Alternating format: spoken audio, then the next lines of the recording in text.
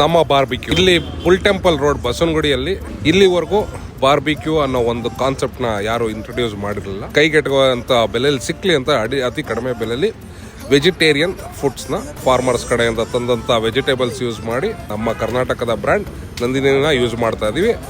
ಅದ್ರ ಜೊತೆಗೆ home made ಮಸಾಲಾನ use ಮಾಡ್ತಾರೆ. ನಾವು ಯಾವುದೋ ಆರ್ಟಿಫಿಷಿಯಲ್ ಇಂಗ್ರೀಡಿಯೆಂಟ್ಸ್ ಆಗಲಿ 90% ನಾವು ಆರ್ಗ್ಯಾನಿಕ್ ಆಗಿ ತಯಾರಿಸ್ತಾ ಇದೀವಿ. ಇದನ್ನ ಸಂಜೆ 4:30 ನಾವು ಒಂದು 8:30 9 ನೀವು ಒಂದ್ಸಲ ಬಂದು ಟೇಸ್ಟ್ ಮಾಡಬೇಕು ಅಂತ ರಿಕ್ವೆಸ್ಟ್ ಮಾಡ್ತಾ ಇದೀವಿ.